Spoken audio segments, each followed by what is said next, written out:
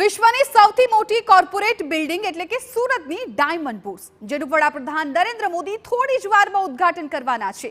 વડાપ્રધાન ડાયમંડ બુર્સના ઉદ્ઘાટન બાદ જાહેર સભાને પણ સંબોધિત કરવાના છે। મહત્વનું છે કે સુરતમાં ભાજપ દ્વારા વડાપ્રધાનનું ભવ્ય સ્વાગત કરવામાં આવશે। ભાજપના 5000 કાર્યકર્તાઓ અને મોટી સંખ્યામાં રત્ન કલાકારો છે વડાપ્રધાન મોદીને આવકારવાના છે। સુરત શહેરના 6 point ONGC bridge, OP farm, Manbhari farm, road material depot, Dalmia farm અને ક્રિકેટ સ્ટેડિયમ પાસે વડાપ્રધાન મોદીનું ભવ્ય સ્વાગત કરવામાં આવશે।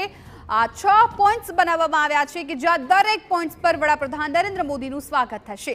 ડાયમંડ બુર્સ એટલે વિશ્વનું સૌથી મોટું હીરા બજાર, જ્યાં એક જ સ્થળે 4200 ડાયમંડ કંપનીની ઓફિસ એકબીજા સાથે જોડાયેલી છે।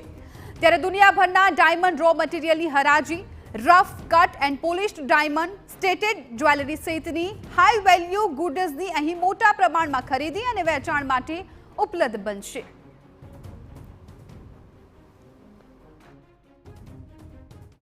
દેશના વડાપ્રધાન સુરત આવી રહ્યા છે ત્યારે ડાયમંડ બુર્સ અને જે એરપોર્ટનું જે નવું ટર્મિનલ બિલ્ડિંગનું ઉદ્ઘાટન થવાનું છે।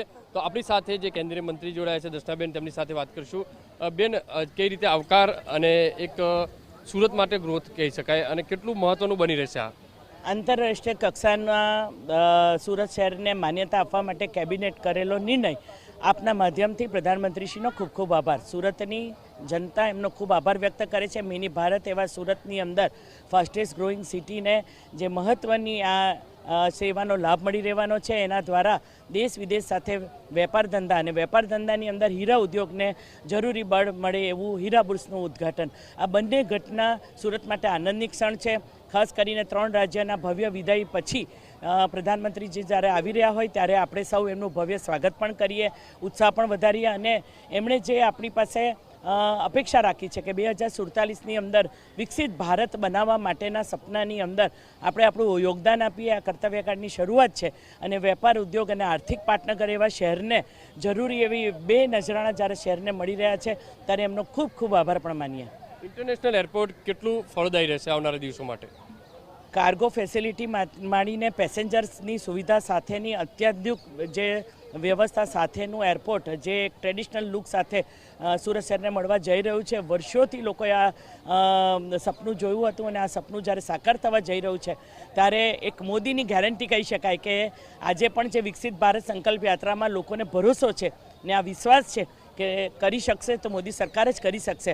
કારણ કે અમે તો ત્રણેય સાંસદો, બંને સાંસદો અમે 15 વર્ષથી સાંસદ છીએ, પણ 2009થી 14 અને દરમિયાન થયેલા પ્રગતિ અને 14 પછી થયેલા એના પરિણામો એના આપણે બધા સૌ સાક્ષી પણ છે કે કેવી રીતે એના બજેટમાં વધારો થયો, કેવી રીતે એને માન્યતા વધી, કેવી રીતે આંતરરાષ્ટ્રીય કક્ષા મળ્યા, કે કેવી રીતે ડોમેસ્ટિક ફ્લાઇટ મળી। આ બધી જ ઘટના ક્રમશઃ જરૂર પ્રમાણે સુરતની જરૂરિયાતો પૂરી કરવા માટે મોદી સરકાર હંમેશા કટિબદ્ધ રહી છે અને આવનારા દિવસોમાં પણ રહેશે। આ તો જે રીતે દર્શનાબેન જે રીતે કહી રહ્યા છે કે સુરતની અંદર આવી રહ્યા છે વડાપ્રધાન, ત્યારે લોકોમાં ભારે ઉત્સાહ જોવા મળી રહ્યો છે। થોડી ક્ષણોની અંદર જે રીતે કહી શકાય છે વડાપ્રધાન છે તે સુરત આવી પહોંચશે અને અલગ અલગ જે 2 ઉદ્ઘાટનો છે તેમના હસ્તે કરશે। કેમેરામેન સંજય ચંડેલ સાથે બલદેવ સુથાર, TV9।